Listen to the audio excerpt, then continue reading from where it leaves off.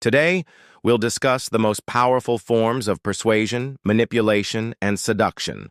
But be warned, if you let them influence you, you might lose your mind. In the realm of human interaction, there exists an enigmatic art form known as seduction. It's a delicate dance of charm, charisma, and calculated moves. But what happens when this dance takes a sinister turn? Welcome back to Unknown Storytellers, where today we delve into the psyche of seducers with Robert Greene's 3 Toxic Seduction Laws from his book, The Art of Seduction. Get ready to uncover the dark side of temptation. Law 1. Create temptation. You can't seduce someone by begging for attention. In fact, chasing someone is often seen as desperate and unattractive. Instead, says Greene, give them little glimpses of your interest, just enough to spark their curiosity, then pull back and let them come to you. How does this work exactly? Let's look at 2 examples. The first, imagine walking into a room full of people and instantly noticing someone across the way. Their eyes meet yours and you feel a spark. But what do you do next? Do you immediately approach them and confess your undying admiration? Of course not.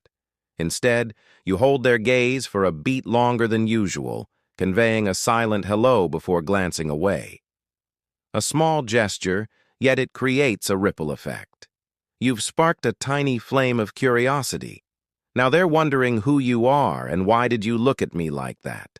What are you thinking? This is the essence of creating temptation. You've piqued their interest without revealing your entire hand. They're left with questions, and questions, according to Greene, are the seeds of desire. Now imagine sitting in a cafe waiting for an acquaintance. They're running late, and you find yourself checking your phone every few seconds, anticipating their arrival. Your friend walks in, sees you sitting there, and smiles, waving as they approach.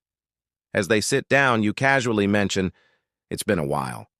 They respond with a sheepish grin, saying, "Sorry I'm late," and you reply, "No worries, I was just leaving."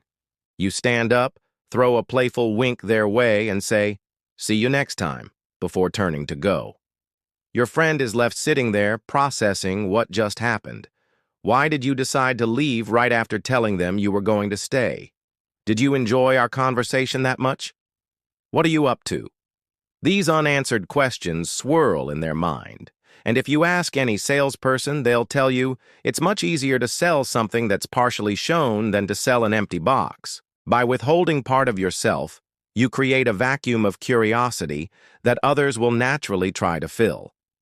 This is the art of creating temptation, where a little mystery goes a long way. Remember, the goal here isn't to get someone immediately hooked. It's about planting a seed that will grow into something more with time. Leave them wanting more, and they'll be willing to chase after the rest. Law 2. Isolate the victim.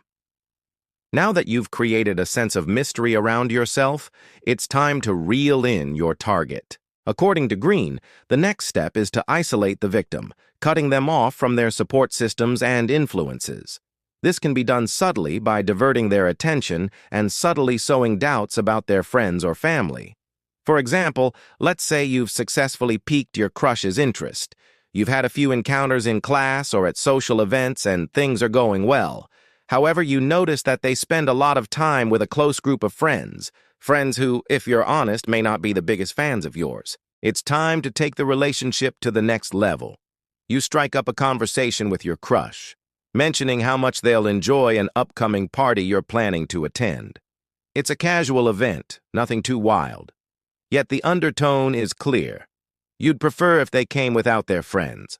At the party, you engage with your crush, laughing and talking, enjoying each other's company. When a friend approaches the group, you subtly excuse yourself to the bathroom or to grab another drink. You return to find your crush suddenly distant and preoccupied with their phone. Later, you learn they received a message from that friend, perhaps criticizing your behavior or pressuring them to leave. This subtle isolation creates a rift between your crush and their friend. You haven't forced the separation, but you've nudged your crush to question their loyalties. Over time, you continue to orchestrate situations where your crush is alone or away from their friends, each interaction chipping away at their existing bonds. As the support system shrinks, the bond with you deepens, becoming more intense, albeit unhealthy. In this scenario, you've used the power of subtle manipulation to weaken the bond between your crush and their friends. The result, a deeper, albeit toxic connection. Remember, the goal isn't to cut them off completely, but to create doubt and distance. This way, their world revolves more around you. Law 3. Appear as the object of desire. By now, you've made yourself scarce and mysterious. You've also started to fade away some of the people who once surrounded your target. Now it's time to bring it all home. According to Greene, the final step in this dark art form is to convince your target that everyone wants you, that you are the prize everyone desires. How do you achieve this? Through calculated displays of attention and flirtation. For example, let's paint a picture of you entering a crowded room. All eyes turn towards you. People smile and nod as you pass by. Suddenly, someone from across the room calls out, "Hey, you over here. We need your help." A group of people, all eager to talk to you, surround you, laughing and discussing something animatedly. From afar, another individual watches you intently, taking in the scene. You catch their eye and give a subtle nod in response. Later, during a break in the lively discussion, someone approaches you and whispers in your ear, "You have a minute? I need to talk to you." You listen intently, nodding occasionally before offering a reassuring smile. After the conversation, another person joins the crowd around you. You exchange pleasantries with them, and everyone else gradually disperses. The person who initially called out to you from across the room returns to ask you to dance. You accept, and the two of you move to the dance floor, lost in each other's company. Throughout the night, this pattern continues, with people coming up to you, wanting to talk, flirt, or ask for your advice. All the while, the person who initially watched you from afar keeps coming back, seeking your attention. By the end of the night, they finally gather the courage to approach you. Before saying goodbye, they let you know they enjoyed the evening. You respond with a polite smile and a promise to see them around. As they leave, you turn back to the crowd, ready to continue the night. In this scenario, you've mastered the art of appearing as the object of desire. People are drawn to you. They want to be near you, talk to you, or even get your attention. This creates a perception of high value, making your presence irresistible. You've woven a web of charm and allure, and your target is right in the middle of it. Congratulations, you've successfully completed the 3 toxic laws of seduction. But remember, true connections are built on authenticity, not manipulation. While these tactics might offer a temporary thrill, they ultimately lead to shallow and destructive relationships. So proceed with caution, and above all, stay true to yourself.